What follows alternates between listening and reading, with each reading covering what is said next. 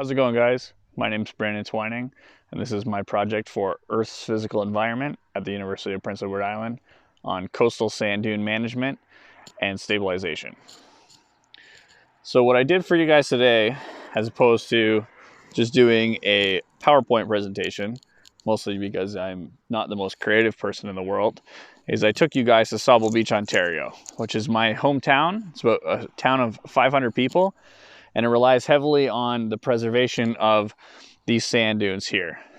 So these sand dunes provide a natural barrier from the elements, specifically off Lake Huron. Stabilization Beach is the world's second largest freshwater beach in the world in terms of length. It's about 9 kilometers long from that tip over there all the way to that tip over there.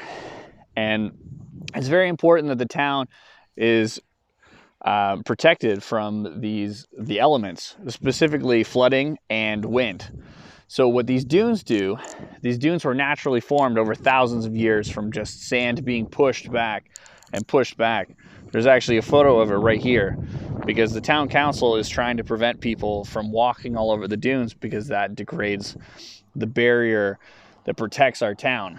For example, that's my cottage right there. It's about maybe 30, 40 meters from the lake. About 10 years ago, it was probably double as far. And the problem is that with global warming, obviously, we get sea level rise, and eventually we're going to be faced with the realization that we could probably be underwater. So these dunes provide a natural barrier both from water and from wind, which protect this, the economy in Stabilization Beach. Now, what the Lake Huron Coastal Conservation Authority has done is they've gone along and planted all of these plants. They're not by accident. They're mostly American grass.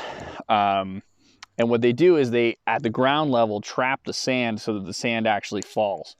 What they also do, especially in places like Georgia and Alabama, is they install basically what is a snow fence, but they use it as a sand fence, and it does the same thing. So it stops the sand from blowing from right here into the cottages, and instead stops it at the dunes to build the dunes higher.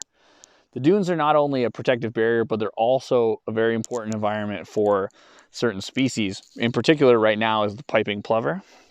The piping plover is an endangered bird that roosts in the dunes, and when people, namely tourists, come and climb all over the dunes, that destroys their habitat, and it also destroys the barrier that we use as a defense mechanism against the elements.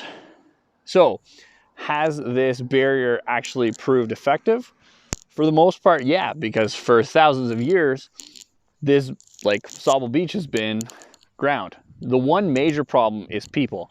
For me, walking on it slightly right now, and from tourists that come in the flock of thousands from Toronto, they rip down trees and they destroy this barrier and they break it down and break it down. And eventually that's going to have very costly effects on this town.